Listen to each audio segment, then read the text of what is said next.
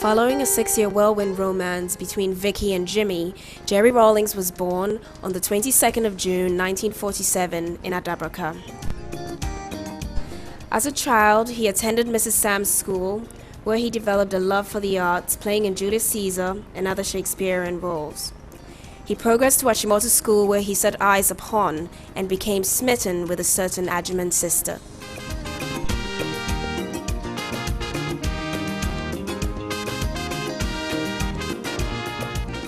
After Achimota School, they went their separate ways. Nana Kunedo went to the University of Science and Technology. While pursuing her degree in interior design, she immersed herself in university life, making lots of friends and taking part in various activities. Jerry John, on the other hand, joined the armed forces to become an Air Force pilot. Flying was his passion, and therefore it came as no surprise when he'd won the Speedbird Trophy for outstanding performance in the flight school. The Speedbird Trophy went to Lieutenant J.J. Rawlings for being the best Air Force cadet of the flying training school.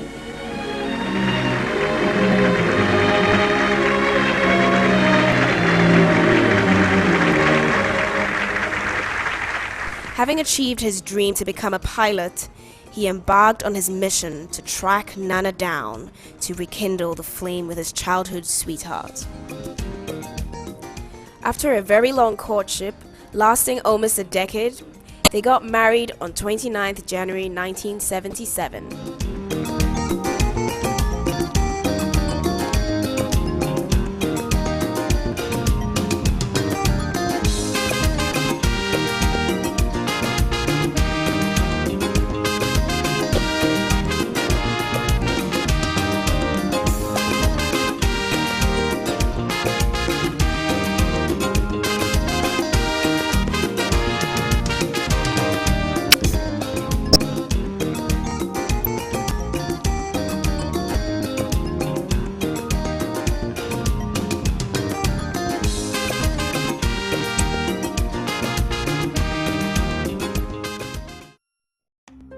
Two years into their marriage, Flight Lieutenant Jerry John Rawlings, like many other Ghanaians, frustrated with their deteriorating economic and political conditions, led a mutiny against the military government at the time.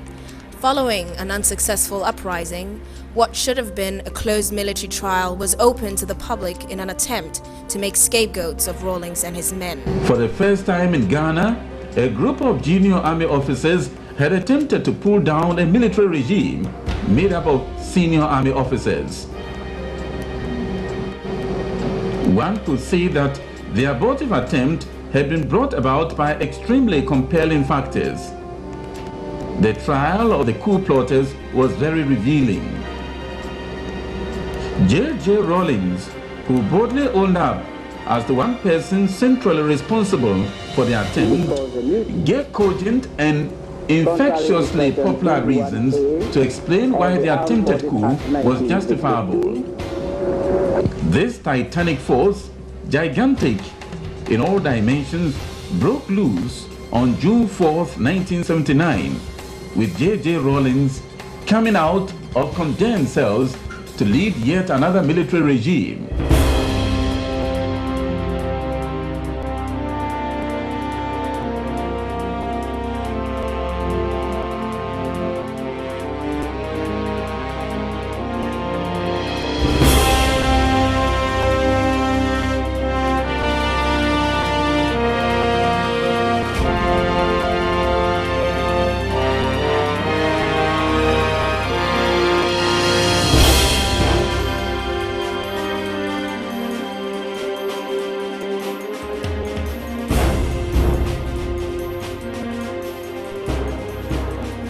During the AFRC's short stay in office, they underwent a house-cleaning exercise of weeding out corruption in the system.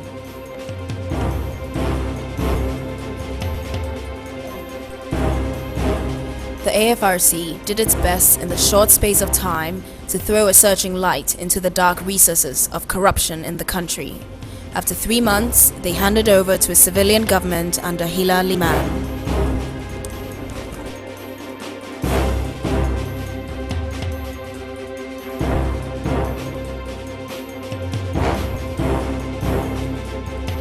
We are the Armed Forces Revolutionary Council, during our short stay in power, have demonstrated openly what many people had only suspected before, namely, that the holding of office in government in this country had in almost all cases been used to plunder the wealth of the nation. Ghana is looking up to you. Thank you.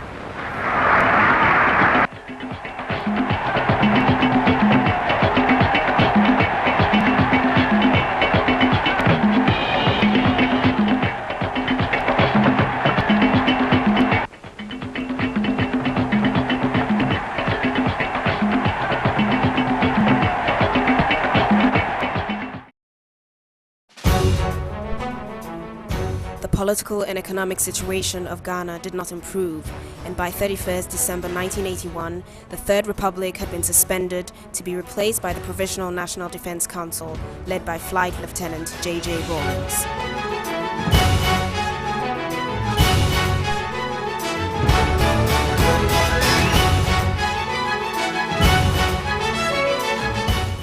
Rawlings had a natural touch, a man of the people.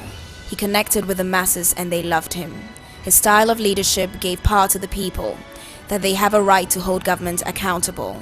In his usual hands-on approach, JJ and the PNDC mobilized the students and professionals to join hands with the masses in rebuilding Ghana.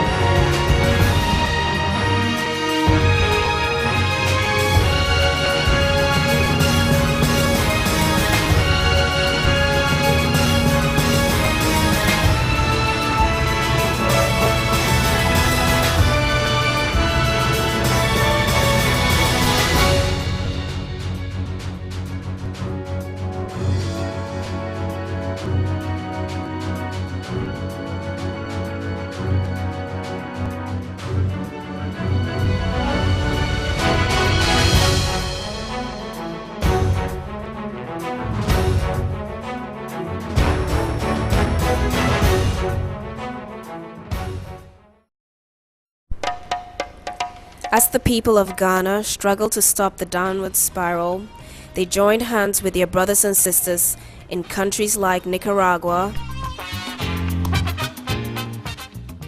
Cuba, Suriname,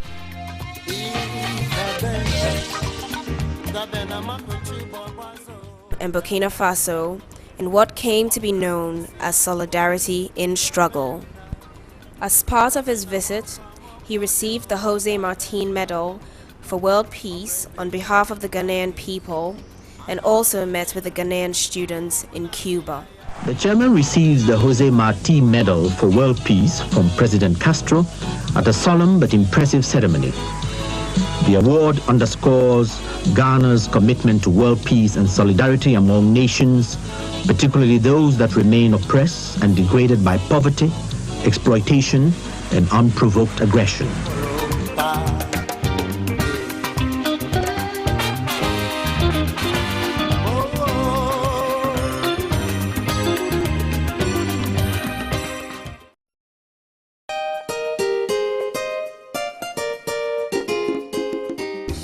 Statesmen and world leaders, impressed by JJ's vision and his leadership style, paid visits to Ghana to show their support and forge closer ties with the country. Flight Lieutenant Jerry John Rawlings symbolized the new Africa rising out of post-independent neo-colonialism.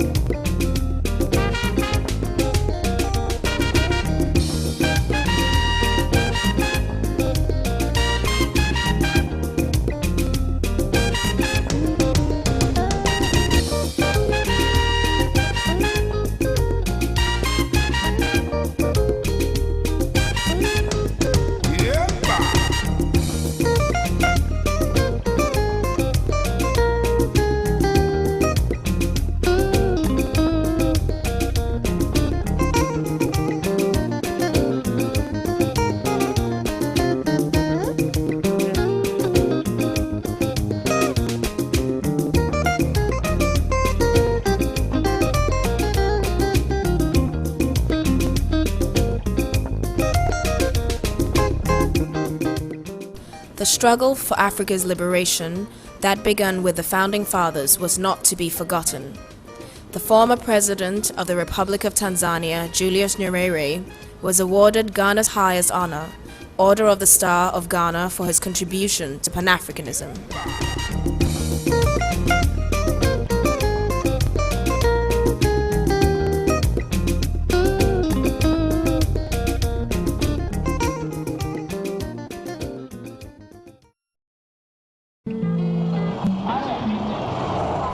JJ's popularity, like the wind, spread to neighboring African countries, and on his arrival at the 11th Summit of the Economic Community of West African States in Lome, Togo, the crowds of people lined the streets to catch a glimpse of the man who brought back hope to the Ghanaian people.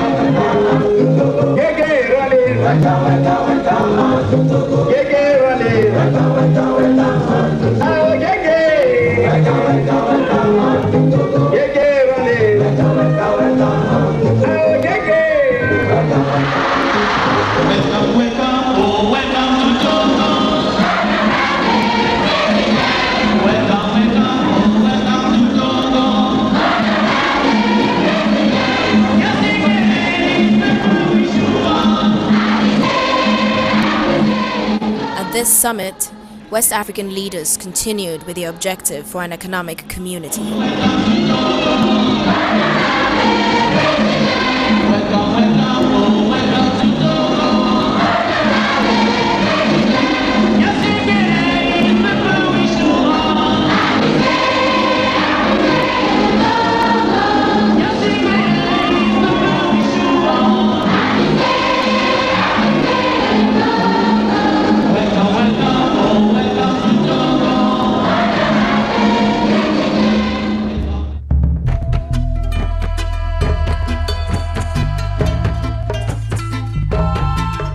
Jerry John Rawlings was welcomed in Addis Ababa for the 25th anniversary of the then Organization of African Unity.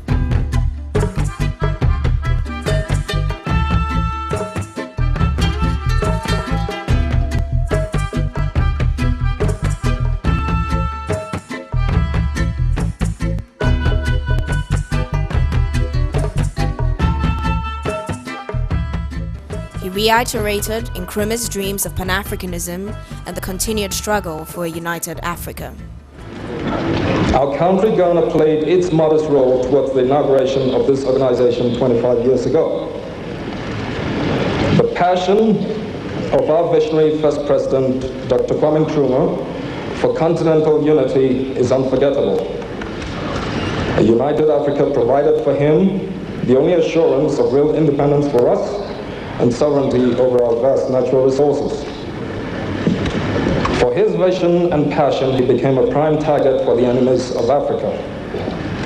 With his view that the independence of Ghana is meaningless without the total liberation of Africa, Dr. Nkrumah subordinated the independence of Ghana to the struggle for the liberation of the whole continent.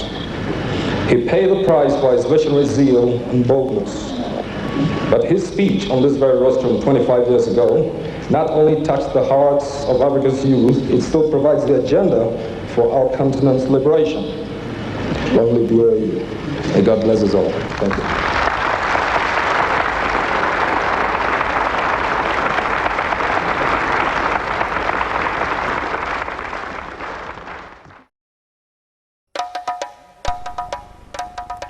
Back on the home front, the process of economic recovery continued, and contact with the grassroots maintained.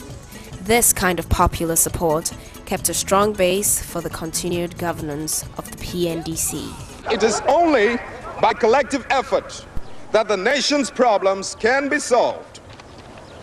There are still some people who would like the nation to go back to childhood.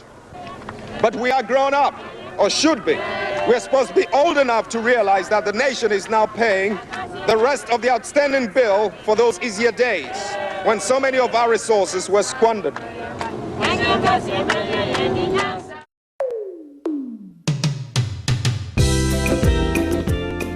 With the willpower of the Ghanaian people, combined with the dedicated visionary leadership of Flight Lieutenant Jerry John Rawlings, the country embarked on an economic recovery program whose sole objective was to lift the people of Ghana out of economic and political decadence.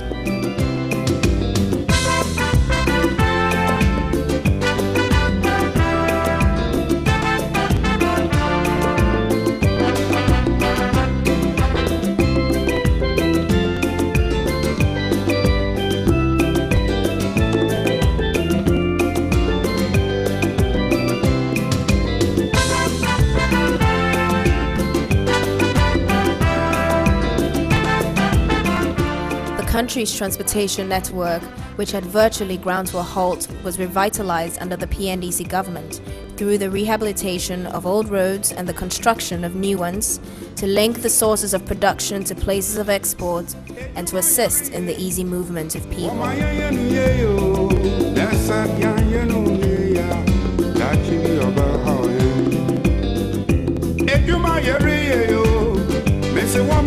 To connect villages, towns, and cities separated by rivers and lakes, bridges were also built to make the transportation of goods and services among communities easier.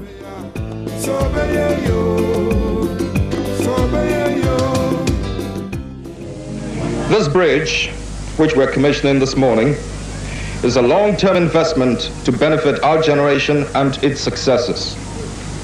It is only one of many infrastructural projects that the PNDC is undertaking around the country to ensure that the economy does not falter again. This bridge belongs to Ghana, but it is more yours because it is Ajomoro. It is your property. Do not see it as government property.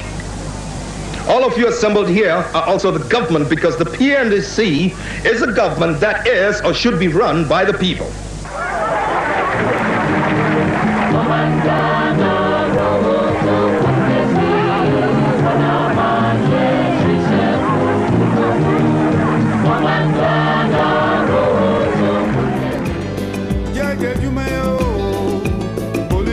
Electricity, which was previously enjoyed by few, was now available to more citizens of the nation.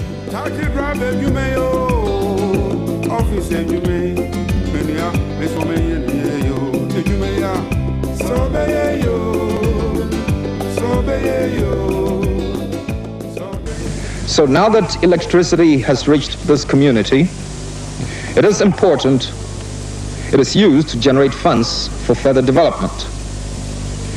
This area, as you know yourselves, is rich in resources. It has extensive clay deposits and also deposits of oyster shells, both of which can form the basis for the manufacture of a variety of products: ceramics, building materials, lime, abrasives, etc. The existing Gari processing industry can be expanded and other agro-based industries can be developed.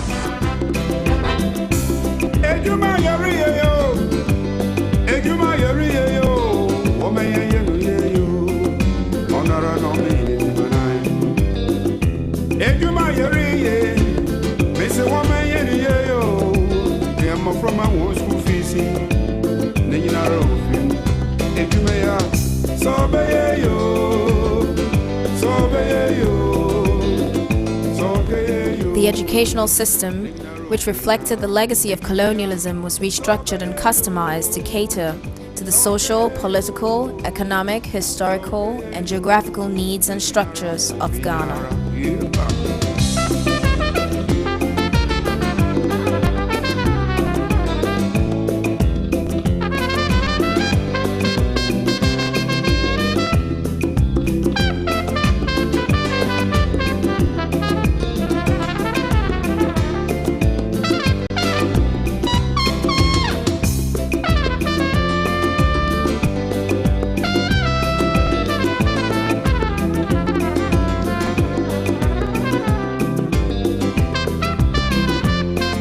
Health was a central issue in structural adjustment. Inoculations of the 6 killer diseases were compulsory for every child, leading to the eradication of polio.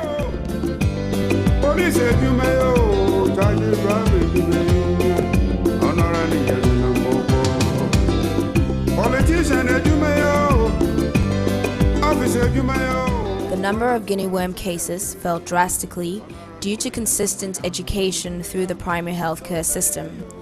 Bilharzia was another serious disease to be addressed.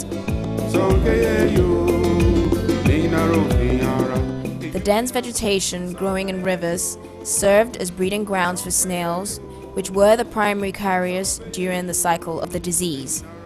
Chairman Rawlings got personally involved in the removal of the weeds.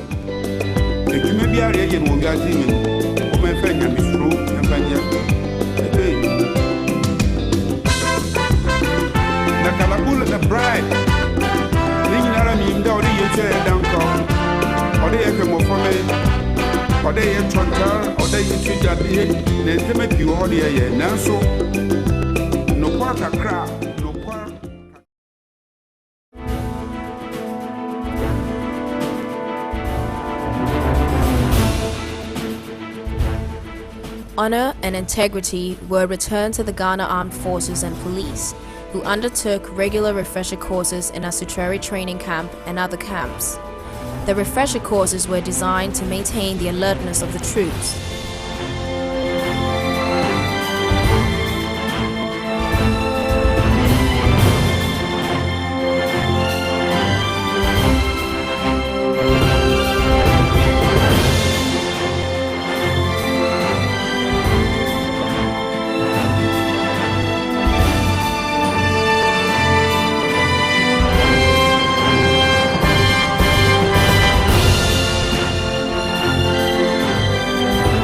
The exemplary performance of the Ghanaian troops in peacekeeping missions won Ghana a Nobel Prize in 1988.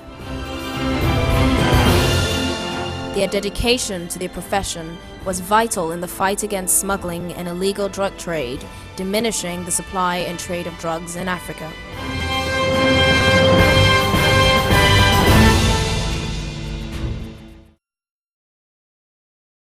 As part of the team-building process, the PNDC was involved in various sporting events. Very clean up, as you can see, it's Bala coming very fast, and then Steve Akufu and Abdullah comes second, and Ahoy first. Ahoy is first, but he's down, apparently exhausted, and he's being helped to the touchline to be worked on. So, Kwame Ahoy first, 30.3 seconds, Dr. Abdullah second, and Steve Akufu third.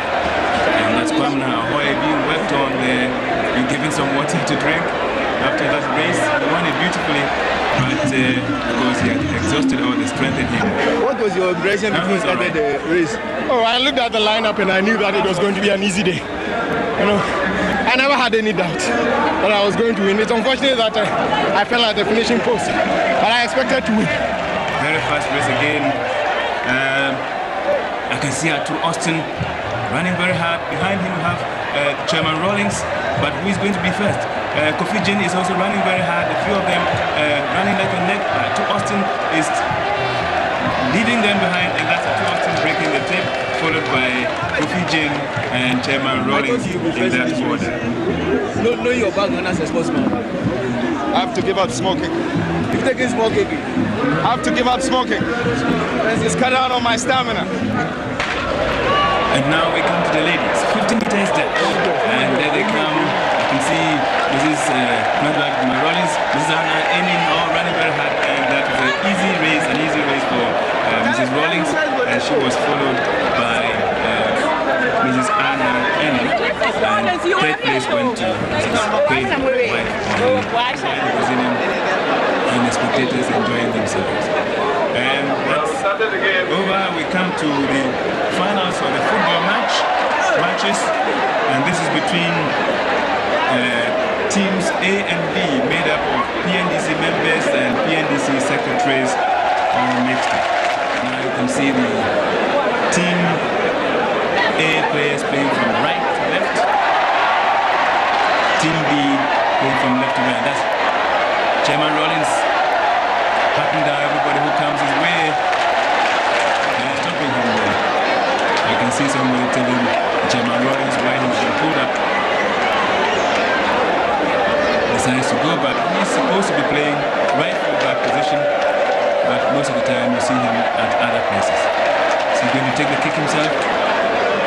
Yes, Chairman Rawlings. And he nearly picked the turf instead of the ball.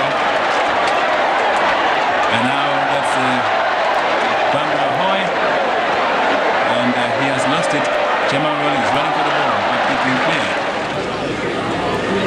The second part of the lancing, this time we'll be attempting to pick pegs which have been fixed on the field, and Chairman Rawlings has collected it nicely, grabs it and throws it down. She enjoying themselves as they watch this lancing game at the Accra Sports Stadium as part of the activities marking the 6th anniversary of the Guildford celebration.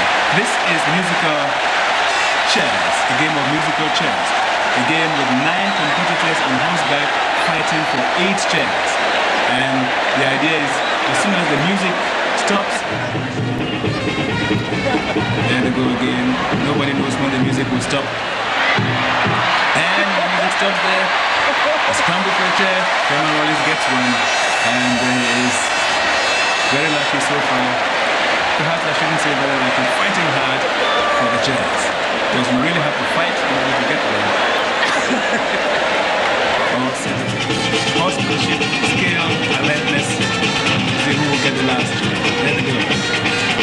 Music still being provided. There we go around. And easy one for Chairman Rawlings again. And he has won the musical chairs game. And then he gives a hug to the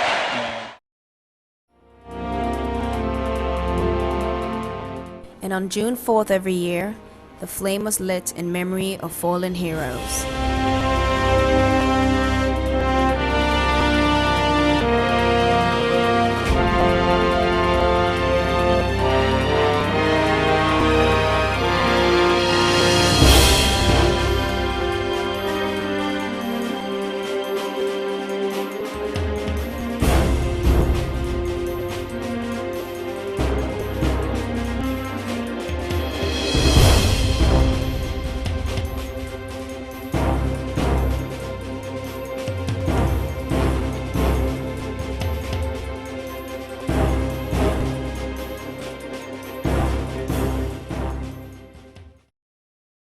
In 1992, the country was open to multi-party elections, and Jerry John Rawlings hit the campaign trail as the presidential candidate for the National Democratic Congress.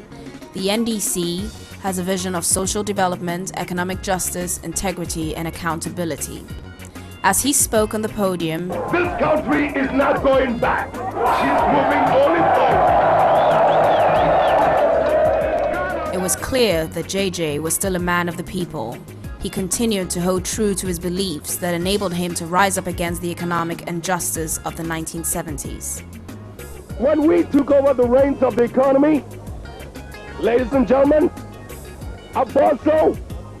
Places like that were dead. AGC was producing what? Half or 1/3 the current volume. 1/3 the current volume. We have triple AGC's goals. When we started off with nothing but one thing, the truth and integrity. The truth and integrity. And this is what has brought this country out of the darkness. Now that we are beginning to see the light, with the responsibility and the duty of accomplishing what we set out to do, do we want to see the clock turn back? Do we want to see the clock turn back? After 58% of the population voted JJ for president, he was sworn in on the 7th of January 1993 to become the first president of the Fourth Republic. I, Flight Lieutenant Jerry John Rawlings, Flight Lieutenant Jerry John Rawlings, having been elected to the high office of President to the high office of President of the Republic of Ghana, the Republic of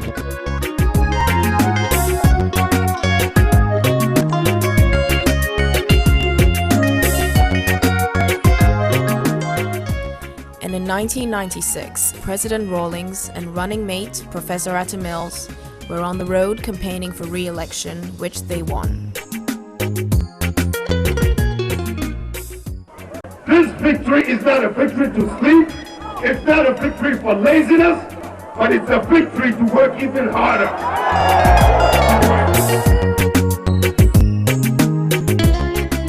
Democracy is to be able to have dialogue, to be able to debate issues.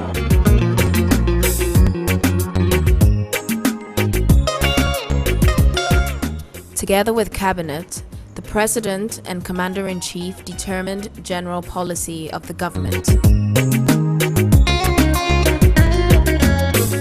He consulted with traditional leaders as well, which kept him in touch with the grassroots.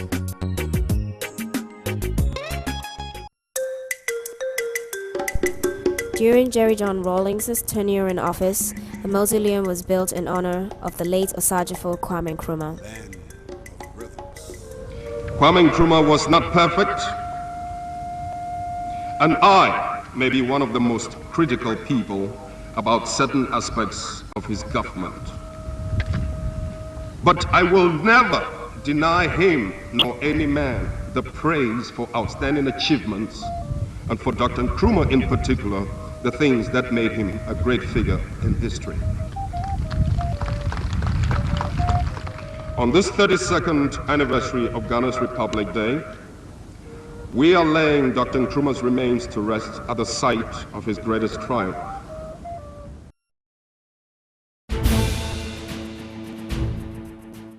After 7 years of fighting in Liberia, stability was returned after Ghana contributed troops to a multinational force created to end the conflict. Jerry John Rawlings played an integral role in the final peace process, which was brokered through the economic community of West African states. The instability of Liberia is affecting the stability of the sub-region. It's making it difficult to attract investment. It's making it difficult, to improve the image of Africa. So I'm suffering, not indirectly, directly, both through the contribution of my troops to bring about stability and through the fact that, look, it's creating a wrong perception of Africa.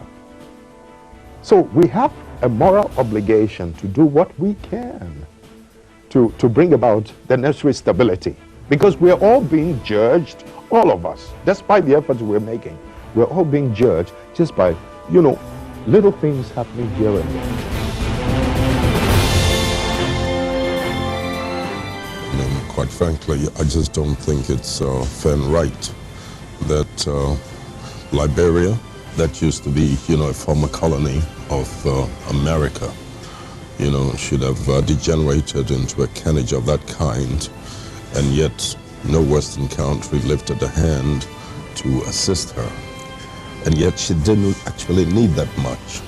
But when it comes to the European theater, the whole of Europe, NATO, the US, everybody pumps in all the necessary resources.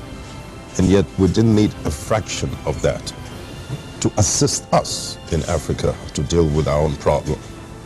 And it's not as if we were not making, our own efforts as members of the ECOWAS community when we put together some troops to move into Liberia and to stop the carnage. We didn't have enough resources. All we could, and being members of the UN, quite honestly, I mean, there was no reason why they could not have assisted us in a very humble way. And had they done so, we could have brought this Liberian situation under control a much longer time ago.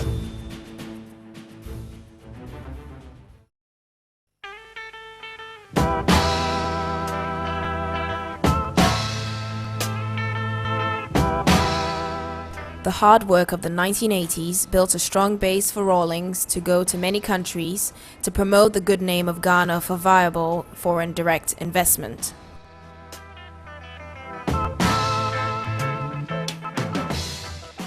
It might be going too far to say that we're hoping to become a trading powerhouse. We're only making our very humble effort.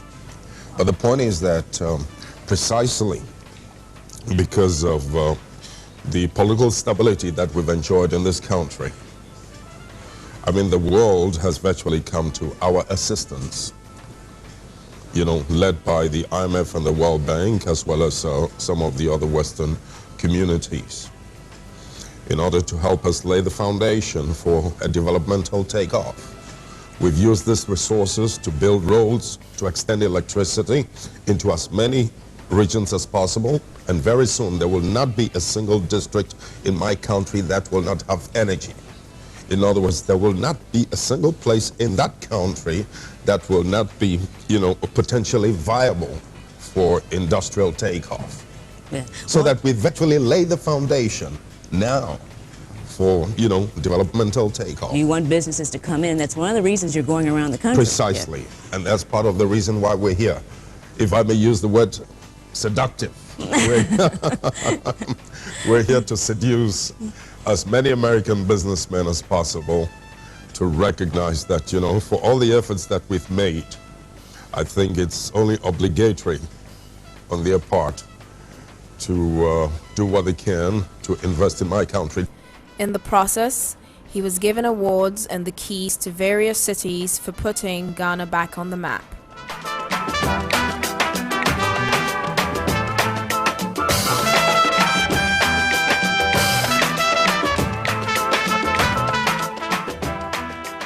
Ghanaians who left the country during the economic hardships of the 1970s and early 80s were coming back home to a country they felt proud of.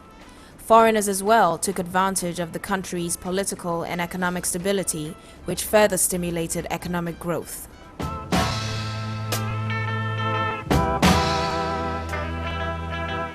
Ghana was once again recognized as the gateway to Africa.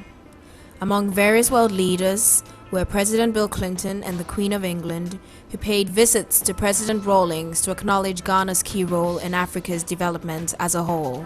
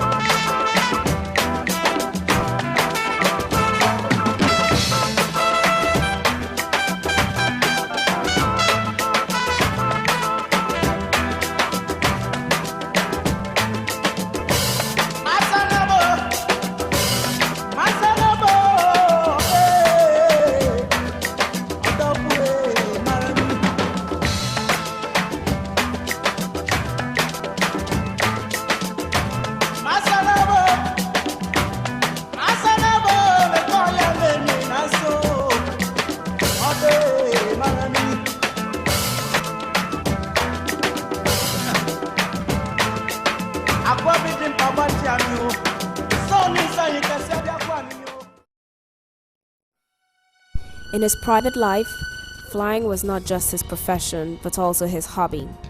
His aim was to demystify flying by giving people the opportunity to fly. He would fly anything he could get his hands on.